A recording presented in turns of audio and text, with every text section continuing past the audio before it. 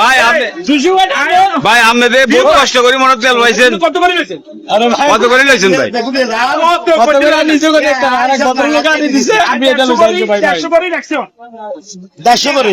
হ্যাঁ 150 টাকা এটা কি সত্যি কথা কইছেন সত্যি কথা 150 টাকা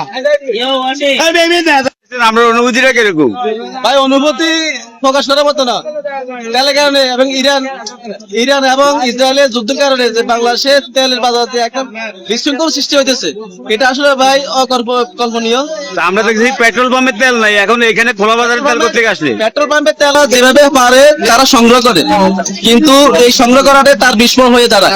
দেখেন আমরা চেষ্টা করছি প্রায় আধা ঘন্টার মতো চেষ্টা করছি, কোনো শৃঙ্খলা আনা যায় কিনা পারি নাই ভাই, অসম্ভব হয়ে গেছে।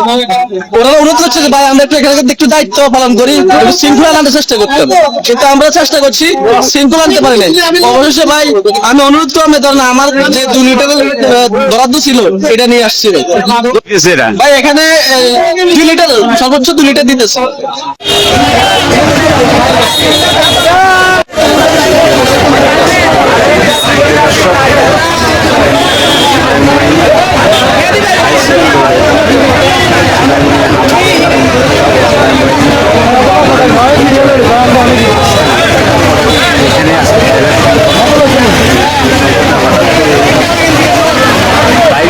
বাইকাররা যারা আছে তারা খবর পায় যে এই জায়গাতে তেল বিক্রি হচ্ছে খোলা বাজারে, তাই